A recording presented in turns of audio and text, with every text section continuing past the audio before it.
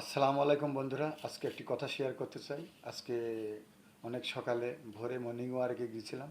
তখন যাওয়ার পথে রাস্তায় 20 মিনিট হাঁটার পরে একটা রাস্তার পাশে দেখি অনেক চিল্লাচিল্লি। তো যাই হোক, বাসার সামনে দাঁড় হলাম। দাঁড় হওয়ার পরে দেখি মায়েকে একটা ছেলে অপমান করছে অনেক বিষয় দিয়ে। তারপর যাই হোক, বাসার ভিতরে আমি ঢুকে পড়লাম। যেহেতু আমি অপরিচিত মানুষ, তারপরেও আমি সালাম আলকি দিয়ে ঢুকলাম। ঢোকার পরে, ভাই কী হয়েছে এত চিল্লাচিল্লি? তারপর আমাকে বলছে, ভাই আপনি কি? আমি বলি, ভাই আমার বাসায় এখানে, আমি অমুক। তা বলছে, আচ্ছা ভাই ঠিক আছে, আসেন। তো আপনারা চিল্লাচিল্লি করছেন, আপনার আম্মাকে অপমান করছেন। তে বলছো, ভাই আসলে বিষয় হলো এটা। আমি বললাম, আসলে আমি বাইরের লোক, এত শুনতে চাচ্ছি না, আমি কয়েকটা কথা বলবো আপনাদের। তে অবশ্যই কথাটা ভালো লাগলে আপনি গুরুত্ব দিবেন, আর ভালো না লাগলে গুরুত্ব দিবেন না। আসলে মা তো মাই, মায়েকে এভাবে অপমান করা ঠিক না। তে বিষয় হলো, মা বৃদ্ধ হয়ে গেছে, উনি এখন শিশু হয়ে গেছে, কিন্তু তে ব্যাপার হলো মায়েকে এভাবে অপমান করছেন। এই মা যদি আপনাকে পেটে না রাখতো 10 মাস 10 দিন, তাহলে কিন্তু এই পৃথিবীর আলোটা আপনি দেখতে পারতেন না। এই মা আপনাকে জন্ম দিয়ে মনে হয় ভুল করেছে। আপনি কেন এই মাকে এত অপমান করছেন? এই মা আপনাকে জানেন কত কষ্ট করে লালন পালন করেছে।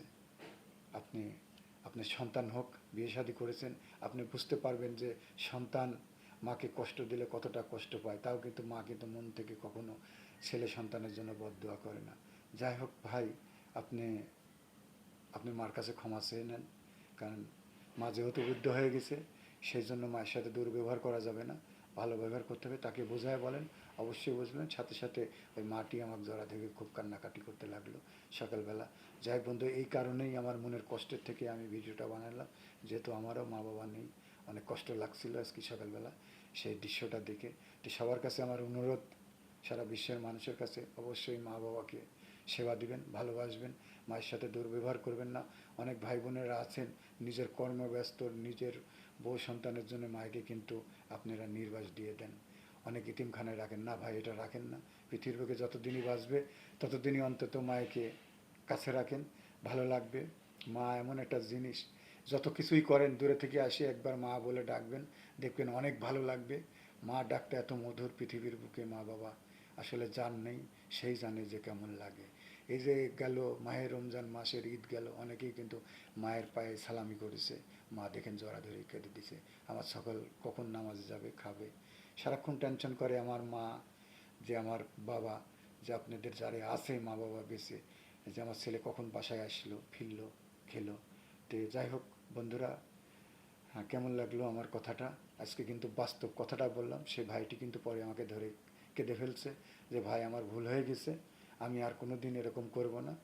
মা আসলে মা, সে কিন্তু অনেক কষ্ট করে আপনাকে মানুষ করেছে, আজ এই জায়গায় নিয়েছে, লেখাপড়া করাইছে, পৃথিবীর আলো দেখাইছে আপনাকে, কেন তার সাথে খারাপ ব্যবহার করেন? অবশ্যই ভাই তাকে একটু ভালোবাসা দেন এবং তার সাথে ভালো ব্যবহার করার চেষ্টা করেন। আপনাদের কাছে আমার এটি আকুল আবেদন থাকবে।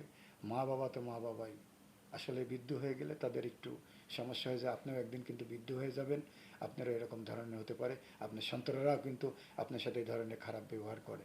একবার মা বলে ডাকেন, দেখেন মা কত, আপনি ডাকছেন দেখেন মা আপনার জড়াধরি কেঁদে ফেলছে। তাই আপনার স্ত্রীর কারণে কখনো মা বাবার সাথে খারাপ ব্যবহার করে না, স্ত্রীকেও বোঝান, সেও কিন্তু একটা মা হবে, অবশ্যই সেও কিন্তু একদিন শাশুড়ি হবে।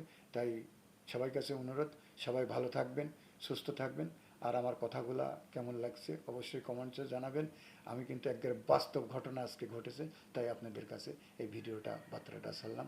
ধন্যবাদ, সবাই ভালো থাকবেন, সুস্থ থাকবেন। আসসালামু আলাইকুম।